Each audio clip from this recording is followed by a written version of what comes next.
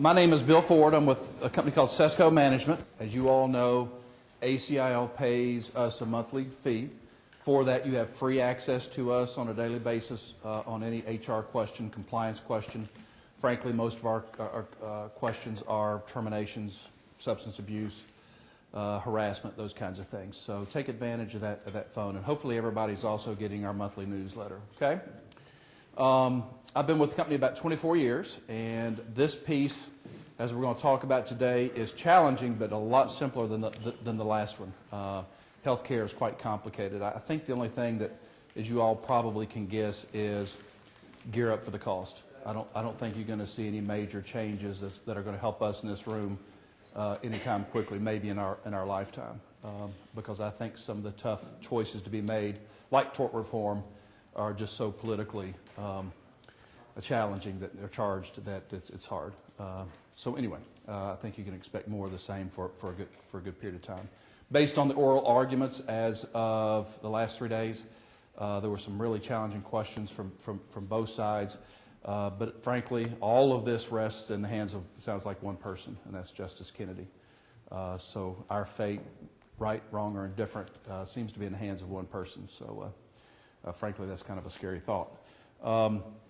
Today we're going to talk about recruiting, retention, employee morale. I could spend probably 8 hours on this subject. We got a brief period of time, so I'm probably going to frustrate you. I'm going to move through this pretty quickly.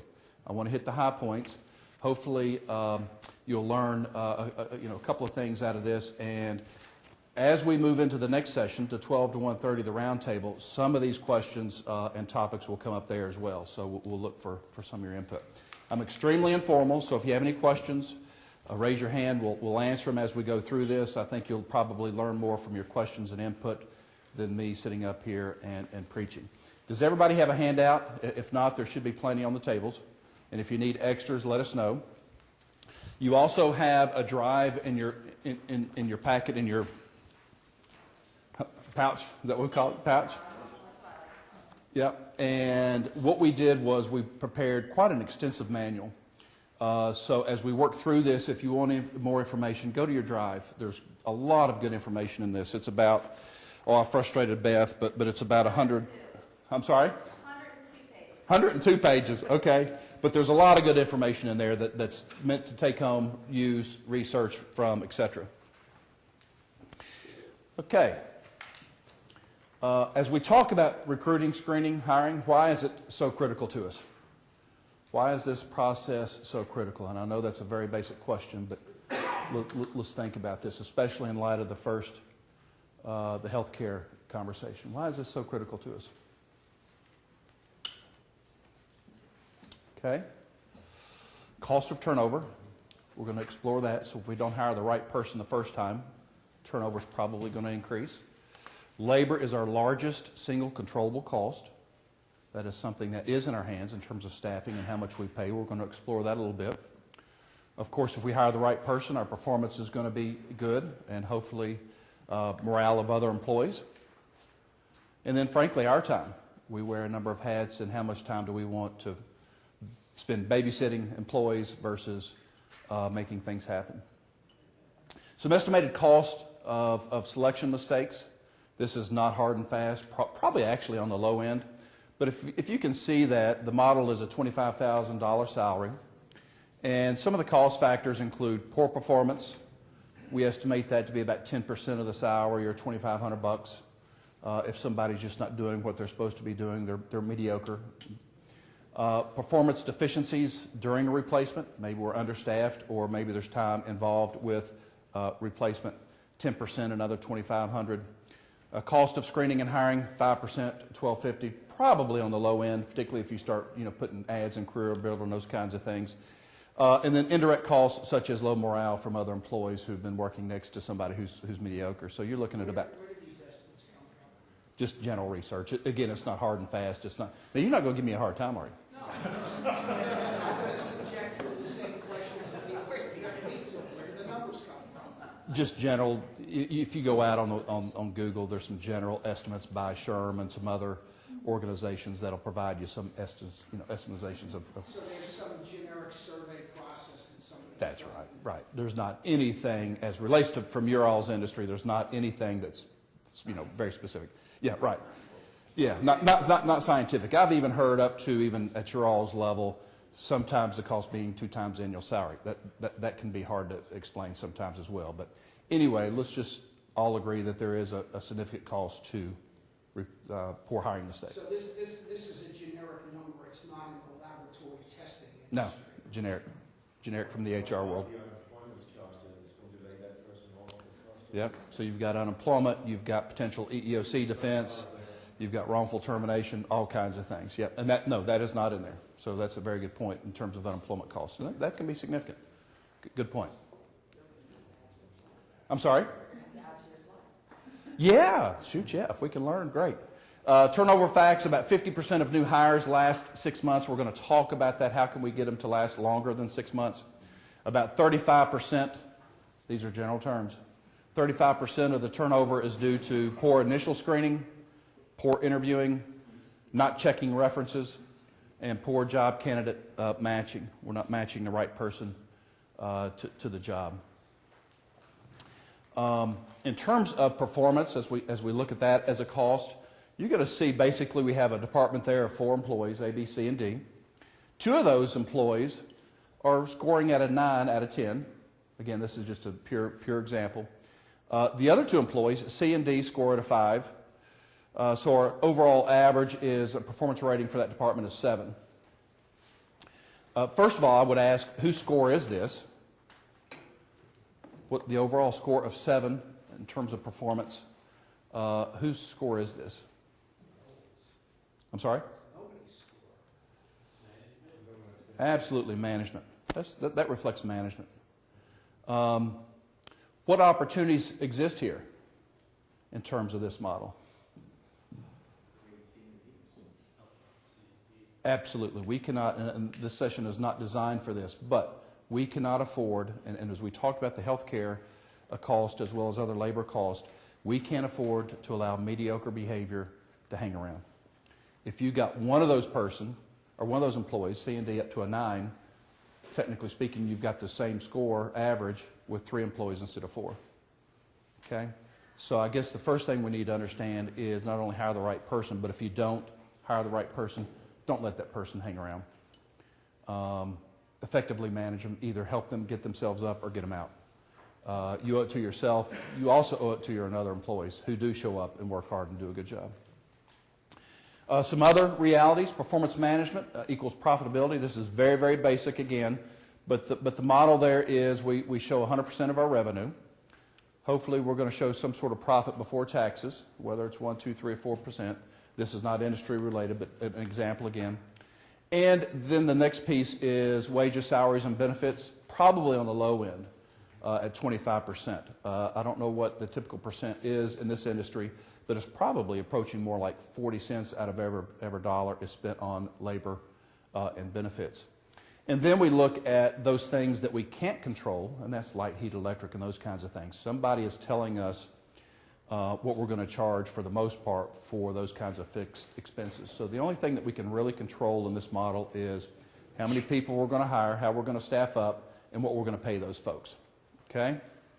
Subsequently, how effectively we manage those folks will also affect that 5%. As we talk about screening and hiring, think about what we're really doing in this model. Has anybody purchased $50,000, $75,000, or $1,000 piece of equipment or anything like that lately? Constantly, right? Tell me the quick process when you're analyzing such a purchase. You spend some pretty significant time in taking a look at and determining what piece of equipment is best for us and all of those kinds of things, maybe weeks, months.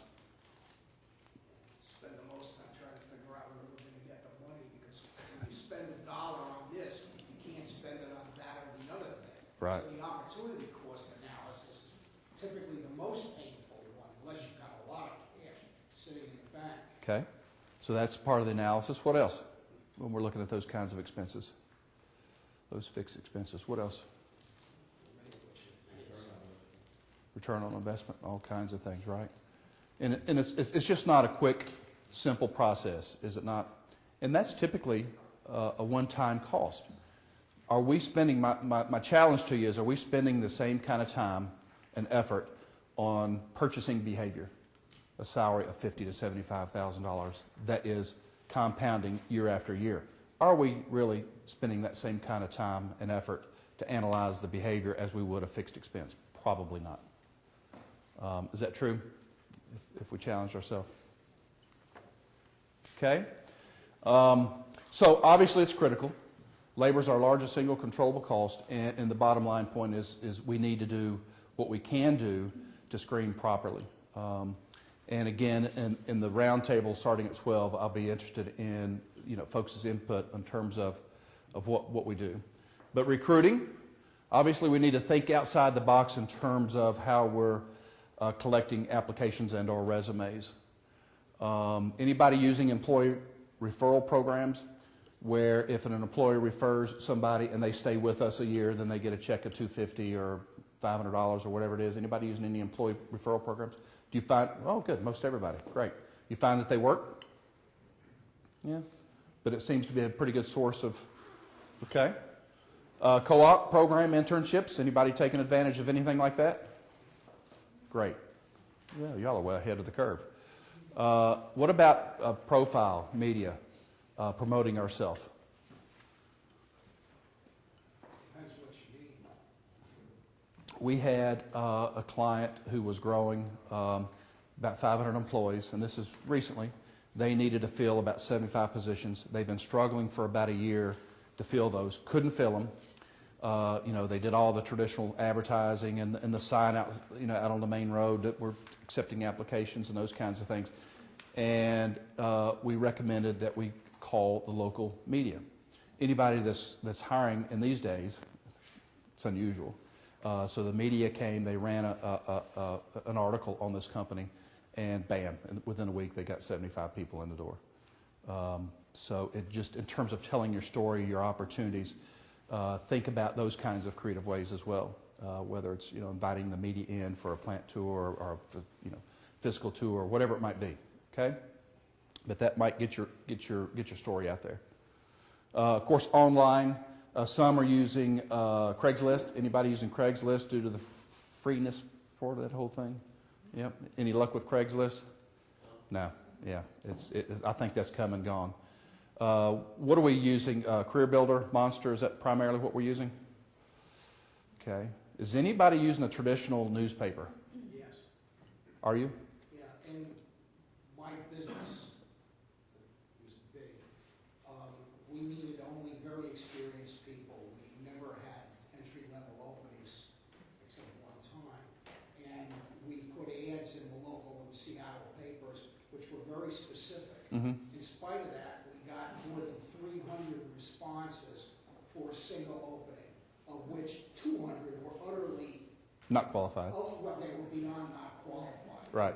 The fruitcakes, okay? Then of the remaining 100, we then had to go through the very arduous process Right. of winnowing it down to 15 or 20, which we would then interview.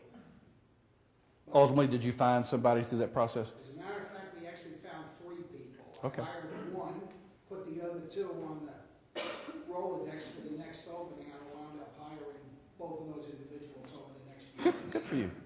A lot of folks have gone away from the newspaper, number one, due to the cost, and number two, because of that administrative headache, and a lot of times not finding qualified folks in our region. We just couldn't cope with getting 10,000 emails. Our system wasn't geared up for it. We would have just collapsed if we had to do that. Sure. So it's not one size fits all, but think about those opportunities. The other thing I wanted to speak to here, because a lot of folks don't know this, when you accept an application, you don't have to, number one, you don't have to accept an application or a resume.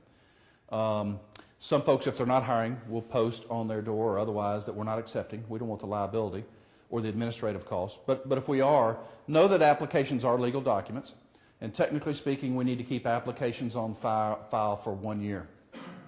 After that, you can destroy those. Many of you all, based on our relationship with you have federal contracts, and there's some additional applicant flow processing that you have to do. But now, as part of that process, you can determine how long, or you should determine how long that application is going to be considered active. If you don't, on your application, tell that applicant that this application is going to be kept in active status for 30 days, 45 days, 60 days, then potentially it could be considered active or should be considered indefinitely.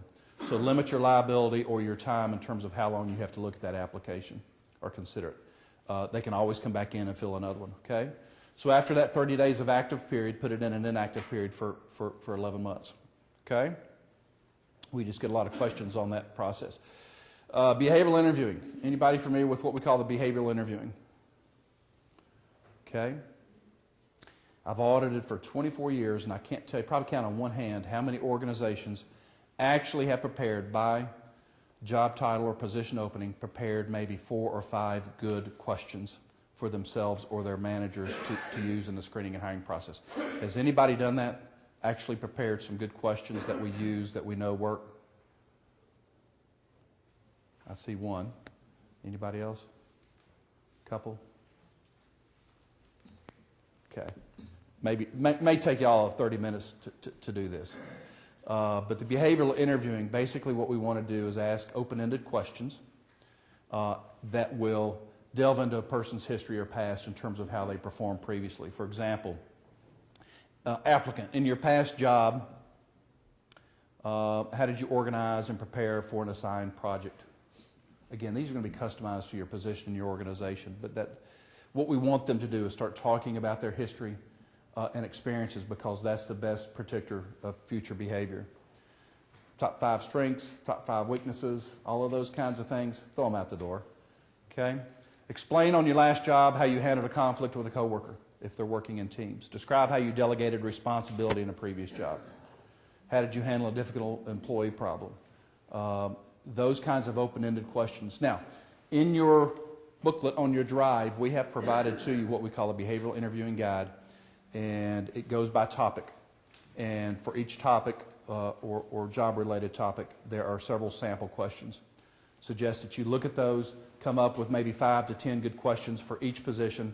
Again, you probably want to reword those a little bit, customize them, but come up with some good questions so that that unlike me today, you're listening about 80% of the time and not doing most of the talking. Get them talking as much as you can about their history. Okay? Some no-nos. Obviously, these are pretty basic, straightforward. How would you get to work? Can't tell you how many times I've seen that, and these are some actual questions that employers will ask. We don't care how they'll get to work. Does that job require them to drive? Now you're getting into a job-related requirement. For example, an outside sales or a tester that goes out. Yep. Do they have to have their own vehicle? Correct. Okay. This job requires you to use your own vehicle. Do you have a good mode of transportation? That's job-related. Okay. We had a real problem with people being at work on time. And I got into some trouble by asking people, can you be here at 7:30 a.m.? And if you claim you can, how are you going to get there? Somebody was sharing a ride, somebody was dropping off, felt that was a discriminatory question. And I said, look, it's part of the job requirement. You have to be here at 7:30 a.m. because the customer's going to be standing outside of the door. If you're opening, you have to be here. Did y'all hear the question? What he just stated? You got to be here at 7:30, which is certainly fine. How are you going to get here? Our lab is located in a very rural area. There's no public transportation that goes anywhere near the place. So when you say you got in trouble, was it the employee or did they file an EEOC charge? They filed an EEOC charge. The state, after 6 months, finally decided that we were justified. But it cost me a lot of aggravation and money to deal with. Frankly, you're probably lucky that you won that. Yeah. We had a case that we lost, not we, but a client lost. There was an employee that rode their bike to work. They saw this and said, how can you be here regularly if you're riding your bike to work? They lost the EEOC charge. I'm So not surprised. We got guys all you need to know. that ride through the snow on their bicycles. Yeah. If they're there, they're there. If they're not, then it's a disciplinary action. You're not responsible for their transportation. Okay?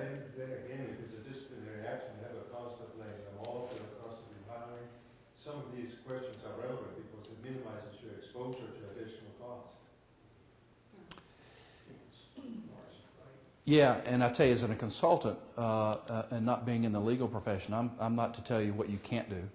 I mean, if you want to ask those questions, that's fine. It's just a matter of how much risk you want to take in asking inappropriate or illegal questions. I mean, it's certainly fine. I don't care what you ask. But I'm just saying, be aware that there might be some questions that you're asking that if somebody could say, well, wait a minute, that's none of his business. Yeah, yeah. What happens is that you what's it? Yeah, exactly. Isn't it great to be in business? Lots of red tape. Would family interfere with overtime? What do you do outside of work? How long do you live at your current address? What's your spouse do for a living? All of those kinds of things. Be very careful. Yes, sir. I'm having trouble understanding what's wrong. What do you do outside of work? I understand. What's wrong? Can we go back to how would you get to work? We also are not quite military, but we have no public transportation. And so to us, it's reasonable to make sure that we have found people apply for the job and once they get it, realize that they have nothing to get it, but they have nothing to control. So we ask that question. I don't understand what's wrong with it. Maybe you rephrase that question, and you know there are because there are certain protected categories that don't have transportation and some do. But they need to all get to work on time. Whether they ride the bus, whether they walk, whether they ride a bike, it doesn't matter. When we ask the question, at least we think what we're trying to do, have you thought about it and you have a solution? Once we don't care how they get to work. If they say we're going to take the bus and walk up the hill, that's fine with us. If they want to ride their bike, that's fine with us. But Just rephrase it. For example, the organization provides assistance in transportation. Would you like to take advantage of that? There are some organizations that will quote, bus people in because they can't, or they will have a rideshare program. Or as an FYI, you know, an employee lives down the street from you. If you want to ride with them, maybe check with them. Make an offer, but don't explore how they're going to get there. Could you make a If they statement? can't get there, why can't it be strictly disciplinary? Sure. That's That's what it should be. But hold on, I can appreciate the fact that somebody's worked for me for a year and all of a sudden they start showing up late. Okay. And it turns out when you ask the questions and say, why you got another job. And so you try and help them through it, and if you can, it becomes a disciplinary thing. I'm talking about at the interview process. Right. They don't work for me. I don't want to discipline them. I just don't want to hire them. I don't disagree with you, but I'm just telling you how the government would perceive that if an employee was not hired due to lack of training. Free health care insurance. Yeah. I was going to say, what we did, we stated, it is a condition of employment that you must appear on time at the beginning of your shift, and you must be able to guarantee to us that you will, or you will lose your job. We then say, can you agree to be here on time? That's And fair. if they say yes and they're not, That's fair. employment at will, we will let you go. And we make it very, very clear in the briefing that they get before they're interviewed and in the employment manual. If you are late more than 3 times without a good reason, like you were in a car accident or there was a train Sure. wreck and you couldn't get across the grade crossing, you're going to be let go. And it's going to be considered for-cause dismissal. That was part of the reason why I got away with that with the state, is because we were upfront about it. They signed that they agreed. Yep, I think that's the way you stated that. That's appropriate. In your handout on page 42, 43, 44, 45, we talk about what you can and can't ask. This may help you in terms of designing some of your questions. Now, I'm not going to go through all of these, but you've got acceptable and then unacceptable, and then in the middle would be sort of the discriminatory topic, if you will. Of course, you can ask about address or duration if you ask at applicant's place of residence. how long the applicant has been a resident of the city or state, but not of a specific location. Again, certain protected portions of the population, rent versus own, and those kinds of things, okay? Birthplace, you stay away from it. I'm sorry. Can you comment on the relationship between birthplace and citizenship? In those cases where people have to apply to receive a security clearance, the DOD basically says you have to give a trace when you fill out your security clearance form. This has always been something that has really made me worried about. Can you pass, interviewing process, can you meet our requirements from a DOT standpoint? Once you make an offer of employment and before they start, then I would do the checking. So then it's post-offer and you have not made, does that make sense? No? I would say, okay, applicant, you're going to start next week. We're going to give you the job. However, we want to do drug testing. We want to do some background checks, et cetera, and pending the results of those, we'll let you know. So I would do it post-offer. Okay. Does that make sense? Yeah, now I thank you. Okay. So in other words, the offer is contingent on filling. Meeting the obligations, absolutely. And those are, those are all job related. Age, race, color, religion. Now, if we're open on Sunday and our schedule is Sunday, or you have to work on Sunday, that's fine. Well, I can't work on Sunday. Well, I don't know if I can reasonably accommodate that or not. That's the question. Just because somebody says I can't work on Sunday doesn't necessarily mean they get a pass. You have to ask yourself if you can reasonably accommodate that. How does this apply to religious institutions? Wow, then you're really getting into there's some special exemptions based on hospitals, even educational institutions, etc. In fact, we have. Something we need to seek very specific guidance. We've got some clients, for example, homes for children, and it's faith-based. There are many of these laws don't apply based on faith-based, but that's a pretty intense. I've got a white paper. Well, An example is in our area, the big public hospital is St. Joseph's. It's run by a Catholic order of charity. If somebody wants to get a job there, do they have to answer a question, are you a Catholic? Are they a member of ACIL? Okay. What's a reasonable accommodation? It's up to you. That's very difficult. It's not defined. Again, that's when it gets gray. We were talking to a client yesterday up here, and they needed to determine whether they're going to terminate somebody based on a medical condition. They've exhausted all their family medical leave, sick leave, vacation, and the question to them is they want to separate. The question was, and by law you don't have to ask this, but through ADA, is can we reasonably accommodate whether or not we can extend this absence another 6 weeks or 8 weeks or 12 weeks. There's no such specific time period, but we have to ask ourselves, can we reasonably accommodate that? In this case, their busy season's getting ready to start, and they're saying, no, we got to get somebody in this position. Reasonable accommodation is one of those great things that the government's given us in terms of the lack of direction. Reasonable accommodation for me may be totally different to you. Most importantly, it's the process that we go through. But anyway, you can see these are all pretty straightforward. You can see some of the subjects and the proper or improper questions as relates to those, okay? Can you comment on the photograph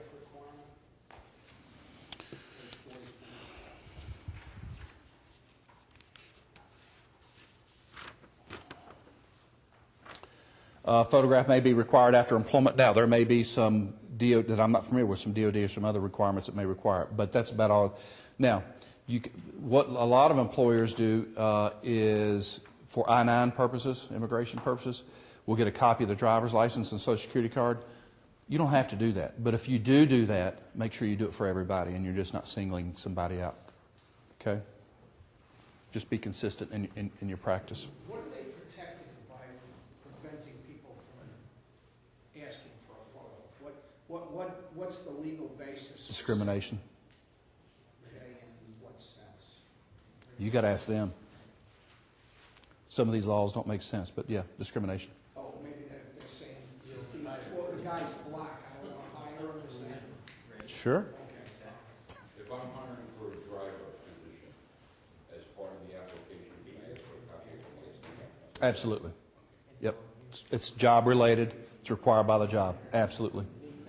And your insurance company's probably going to require that anyway, or you should. Well, we've been advised, and I said, heck with them, and do it anyhow, because you're supposed to do it after you hire them. And I said, no, I want to check his license before I offer him, because the guy's had 27 accidents. I don't want him working. As long as you're asking that same question to all applicants, I think you're fine. Right. Absolutely. Yep. Yep. References. Are we checking references? It's the most basic thing in the world, but we find that a lot of folks don't check references because their answer to me is, well, they're just going to give me dates of employment and rates of pay. Take time and check your references, and check those references where an applicant worked before, and particularly the supervisor. Ignore HR, try to find who they work for or with, and call those folks best you can. Now, the success is probably not really good, but based on the responses or lack of responses, you're going to learn a lot. And the one question you want to make sure that you ask is this individual eligible for rehire? Yes or no? And they'll normally tell you that. Okay? But go through the process and ask. Yes, sir? The same thing, we tell our manager, somebody calls for reference, yeah, that person worked here, and that's it. You know, that's been the traditional, and just to talk about that just a little bit, there are many states, Virginia is one of those, Tennessee, anyway, it's getting more and more popular. Think about this. The state is protecting factual references. So if you're in one of these states and you say, well, this employee failed a drug test, and it's factual and you can support that, that's fine. What has happened over the years, particularly in healthcare and some sensitive types of positions, is that an employee, there was some gross misconduct, or they weren't properly trained and a patient was injured, or they failed drug tests, whatever it might be. Prospective employer calls us, we don't provide anything, that applicant goes over there and does the same thing. Well, guess who's going to get sued? You didn't tell me about this applicant's history, I'm going to sue you for negligent hiring. Yeah. So yeah, we bear some responsibility by passing this person around, and yeah. So aren't you going to get sued if the guy don't get the job because you gave him the information to? Isn't it a two-way street on that? Well, no, not in certain states. Now, certainly I would tell you to get authorization from that person to provide a reference. Number two, many states, not all, protect what we call a factual reference. Yeah, they might pursue you, but you can defend it pretty easily. Can I share a story that happened to us? Okay. We hired an intern. Yes. We interviewed an intern. We told him, like in February, we told him the dates in which the internship starts. They're in groups. And the economy went sour in 2007, and we gave ample notice months in advance, gave ample notice, sent him a letter, did everything. We had to, everything was all our dots, I's were dotted, T's were crossed. He sued us for 6 months' worth of pay out of a court in New York City in the Bronx. We went down and spent $30,000 in attorney fees on the case. So even the point is, even if you win, you lose. When you lose. Yeah, it's tough. It's tough. So sometimes when you have to weigh it, I mean, chances are somebody, an individual may sue us for reference. No reference to me is better than a poor reference. So that's an internal policy or practice. How much risk do we want to take, and which risk do we want to assume? Yeah, you're right. Yeah, being sued by the employer or the ex-employee. Yeah, it's tough. Can you help yourself by stating in writing that it's your company policy that you will only verify whether a person worked for the company or not and what their dates of employment are, and then under no circumstances Oh, absolutely. any other information? That's what most of these folks are probably doing in here, is if they get a reference, they're probably telling that employee, yeah, they worked here so-and-so date, and this was the rate of pay, and that's all I'm saying. I wouldn't tell them what they were paid. Okay. I could verify that they were here. Yeah. He asked the question, what about the reverse case? You have an ex-employee who was a screw-up, and you're glad he's gone, and then he starts pestering you and your employees for a favorable reference to somebody else. Don't do it. I just ignore the request, but he became more and more persistent, and I was just wondering, was I doing something that was expected exposing myself to liability by ignoring his request. Absolutely not. And at some point, you may want to ask him not to contact us if there's no business reason for him to be contacting us. Okay? We're already, am I correct, quarter till 12? Are we already there? Okay. We know about background checks. Do them if you can tie, the background check into the position. For example, credit checks. A lot of people do credit checks, but the position doesn't require handling of money. Be careful about that. Make sure it's job related, but do it. Very inexpensive, and they tell you a lot. Applicant assessments. Anybody doing applicant assessments? Personality profiles, skills assessments, customer service assessments, those kinds of things. Yes? Yep. Great. Again, very inexpensive, allowed by the government if we're consistent in their use. Normally, I would recommend that you would narrow down your applicants to 2 or 3. Don't do it on every application, obviously. You don't have to provide an offer of employment and then do the testing. You could if you wanted to. But they're excellent in terms of personalities, matching the right person to the job. We're going to talk about that this afternoon. Lots and lots of technical assessments out there in terms of someone's technical abilities in a number of areas. Okay? Are you saying you don't have to do it on every applicant? No. I think once you narrow it down to 1, 2, or 3, because notoriously we find out after 6 months, because somebody interviewed very well, who they really are. Right. So I would do them. I thought I heard the right, and we've done it. Everybody does it. You want to be sold. You want that person to be the right person. We want to get on with work. And after about, 3, 4, 5, 6 months, dadgummit, what did I do? And do you have to do it for every position, or can you say, for this position, I do this Do it by position, and as long as you're consistent within position. We may do it for leadership. We may do it for customer service or sales or technical. Yep, just do it by position, as long as you're consistent. But somebody raised their hand. You find that they're effective in doing these? Yeah, I like them a lot. Good. Yep. And again, pretty inexpensive, especially when you consider the cost of turnover and everything that goes with this. Spend a few dollars. What's applicant risks? Whether they're going to steal, whether they're going to use drugs, whether they're prone to injury. Those are validated and credible. And Other than looking at their general appearance and criminal record, how do you tell? Did I miss something? have them take these tests. That's the whole point. What's an applicant risk assessment in regards to whether or not people are honorable or trustworthy or embezzlers? What question can I ask that would get a credibly... You're not going to ask those, but there are instruments on the market that have been proven to be legitimate, credible, valid, that's going to provide you that information. Psychological assessment. There you go. Yeah. I just wasn't following where you're going. You and I are going to talk after this today. You just need to call me, and I'll help you through a lot of these topics. There's right. Drug testing, do it. We find that probably even in your current workplace environment, you've got about 20% of your folks utilizing drugs, and it's not so much the illegal drugs, it's the abuse of prescription medication. It's the painkillers and those kinds of things, and it's the doctor shops.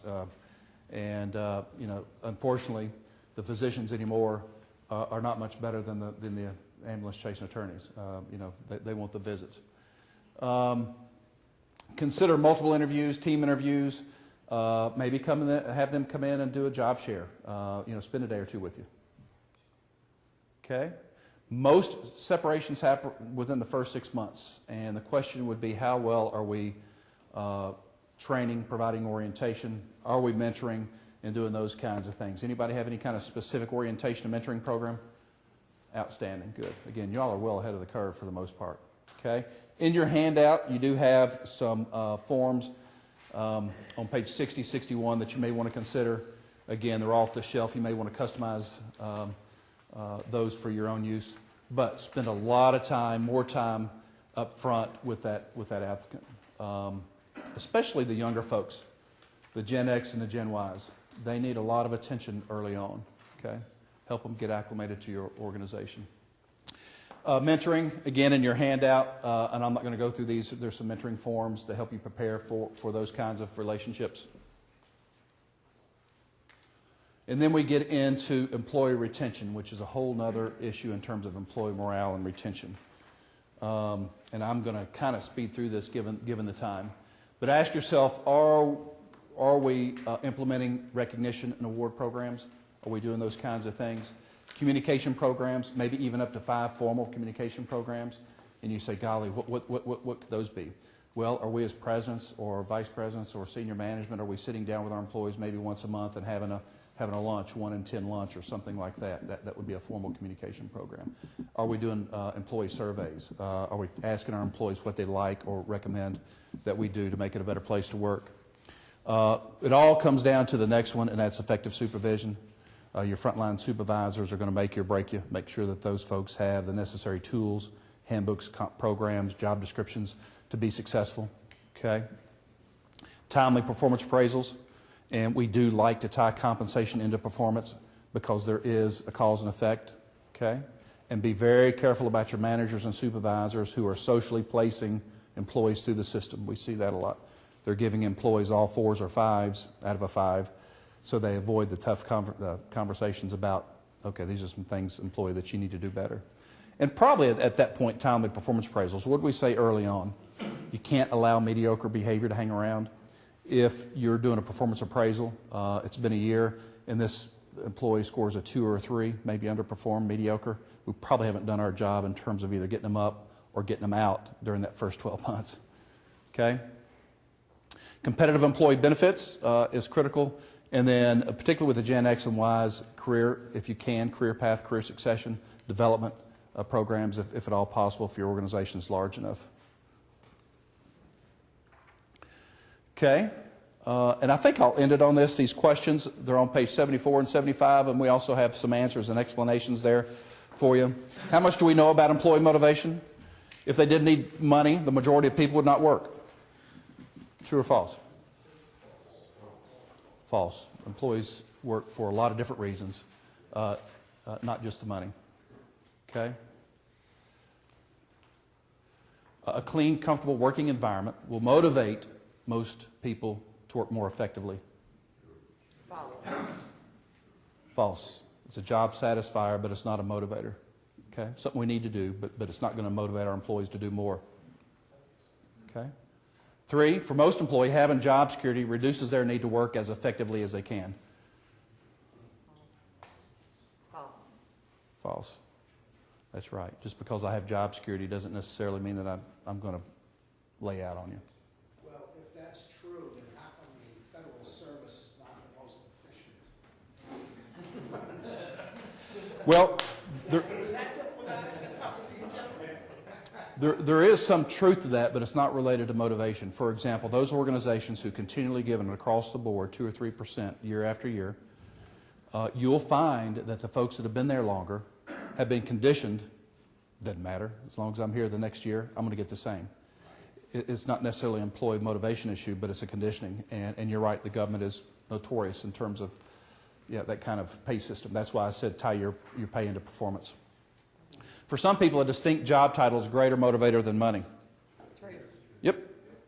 Ask the banking industry. Everybody's a VP. I'm sorry? Yeah, that's right. The opportunity to participate in problem solving and decision making is a prime motivating factor for a large number of employees. True. Absolutely, especially our younger generation. I mean, I got a 21-year-old son, and I can't tell you how many times a day he asks me, well, why? Why? Because I said so. Well, that didn't work too well. What's the relative percentage in general between employees who want this and those who are absolutely adamant about the fact they don't want supervisory responsibility? You see this in a lot of cases of people who are excellent individual performers, but if you attempt to promote them, even with a significant salary increase, they say, I don't want to do that. I want to leave work at the end of the day and not take it home with me. Absolutely. Your younger generation. What's the relative percentage? Very few. Probably 1 out of 10, 2 out of 10. Again, that's a generalization. But that's why you do your profiling, and you make sure that the person has a proper profile to be a good leader. Most don't have that proper profile. Okay? Okay. Yes, sir. But do you always need a good leader? That's really a question of the job needs, because you might need a person that's happy in this role because you have to have people there too. I've had some issues where people are too aggressive for the job. In terms of leadership, you got the wrong person in the wrong job. Yep. That's the key. Yeah, and your turnover is probably higher in that department or otherwise. Yeah. Again, leadership's critical. It's necessary, and that's what's going to make or break you in terms of how effective your frontline leaders are. A supervisor's expressed confidence, as we're just talking about, a supervisor's expressed confidence in an employee is almost always a strong motivating influence. True. Absolutely. Yep. As long as it's sincere and timely. Okay. For most employees, money is by far the single most powerful motivator. Pay can be a demotivator, but it's not a motivator, okay? It's a job satisfier. I've been into a lot of organizations where the reality is we're never going to be the highest payer in town, but let's assume there's the highest payer in town, and I've been into some very, very high-level clients. Their turnover can be awful. Just because they're paying a lot of money doesn't mean the employees eventually, they may be attracted to work there, but they're not going to stay long-term if they're not. I guess I got to take the offshore oil industry and security contractors in countries like Afghanistan and Iraq. You pay a guy $250,000, people will sign up to get shot at, and they keep coming back. So I think that that's a definite maybe for an answer, because there's whole classes and jobs where money is the primary factor. Right.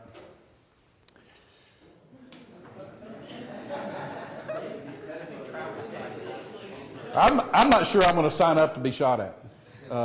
We do have a voluntary military, but a lot of us don't do. Contractors, they're the ones who sign up to be shot at. That's my point.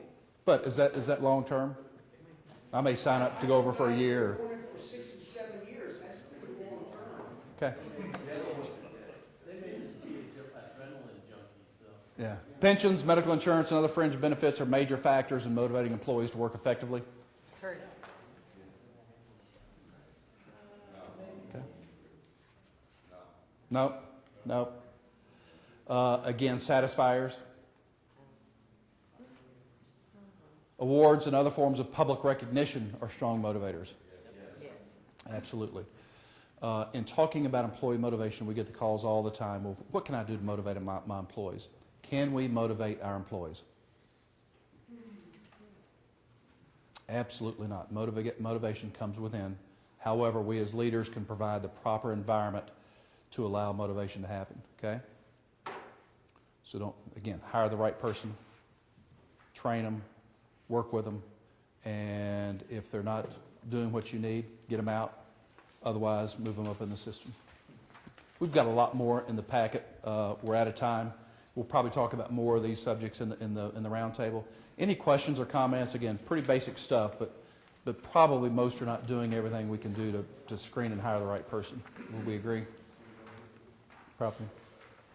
Yeah. Assessment package, we don't know the list of instruments that are available. We do. It's on the website, but primarily the best thing to do, and these are pass-through for us. We don't mark them up. We work with an outside organization because it's so regulated in terms of the validity. Best is to call us. Hey, Bill, we're screening for this kind of position. We'll ask you what's required, and then we'll recommend what would be. And it's all menu-driven in terms of what you want to do. Yeah. But I would do. There's so many things we can't do by law. Do the things you can. Okay? What else?